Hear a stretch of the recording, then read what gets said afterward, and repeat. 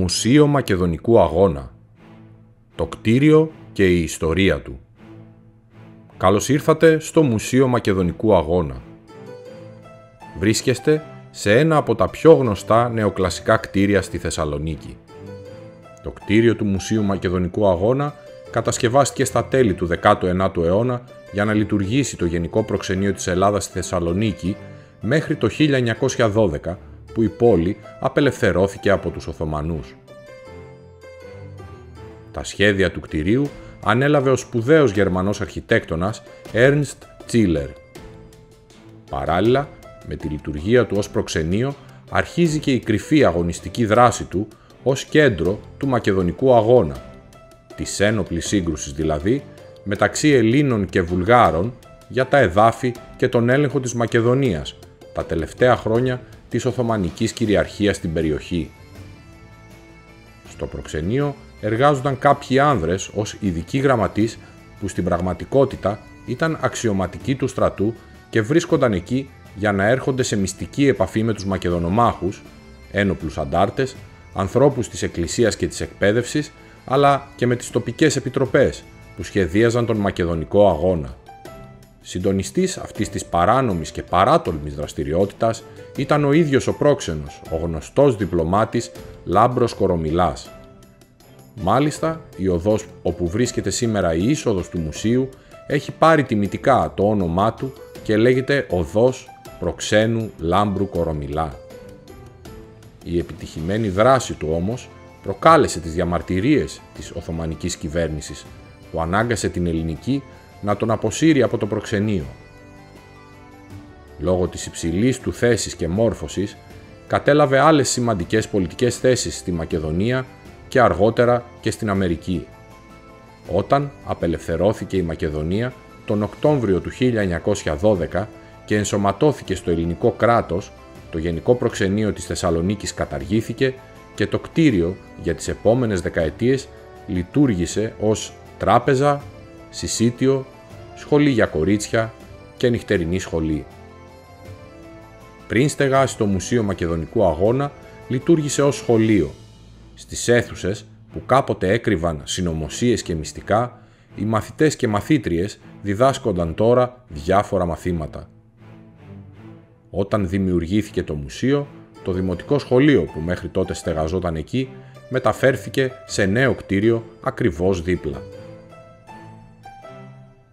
Το μουσείο. Σπουδαίοι ιστορικοί, μουσιολόγοι, συλλέκτες και σκηνογράφοι που συνεργάστηκαν από την ίδρυση του μουσείου και έπειτα του έδωσαν τη σημερινή του μορφή όπως τη βλέπετε.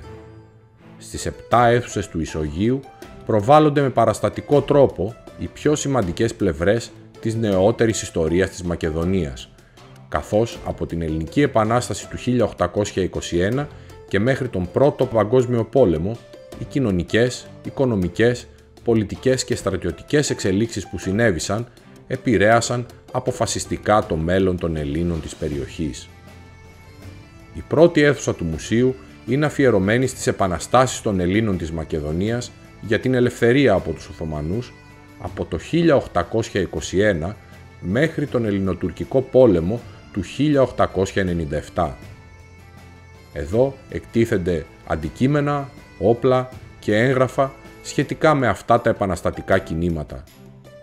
Η δεύτερη αίθουσα παρουσιάζει τα κύρια χαρακτηριστικά της μακεδονικής κοινωνίας στην ύπαιθρο και στις πόλεις στην αρχή του 20ου αιώνα.